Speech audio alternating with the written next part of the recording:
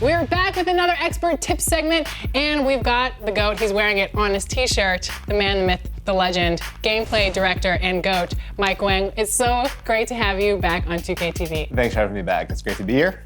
So this week we're going to be talking about situational lineups, and I know it's a way to take your game to the next level, but first tell us, what are they and why are they important? Right. Well, in a nutshell, they allow you to quickly and easily swap your lineups to take advantage of maybe your three-point shooters or your bigs or your defensive lineup. They're just ways to kind of just quickly change your strategies on the court.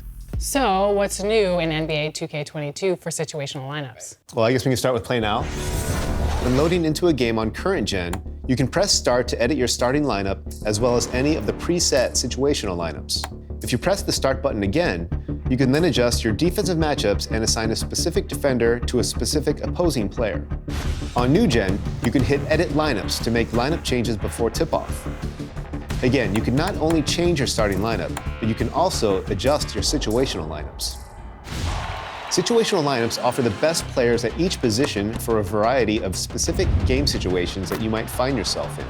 If your team is getting dominated on the boards, try the tall lineup to help clean up the glass.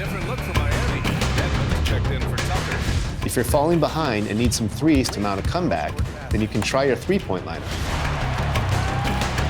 If you have a narrow lead late in the game and your opponent is intentionally fouling, then you'll want your free throw lineup out there.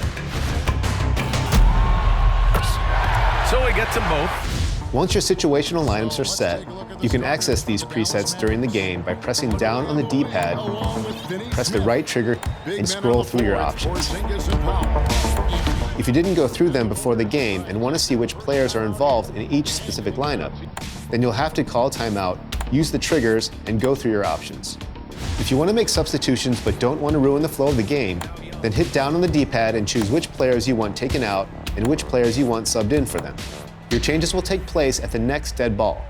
Now let's say you're playing a game and there's clearly a mismatch going against you.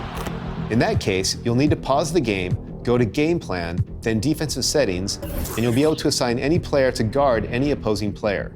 You can also adjust on-ball pressure, off-ball pressure, and more. Lastly, let's go over intentional fouling.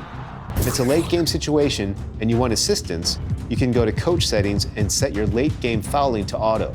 This will force the computer to do all the late game fouling for you. But if you want to do it all yourself, then put that setting on manual. Well, awesome. Thank you so much again for those expert tips, and thanks for joining us on 2K TV. Thanks again for having me. All right, if you have a topic that you uncovered on Expert Tips, tell us on social media using the hashtag 2KTV Expert Tips, and we will see Mike next time.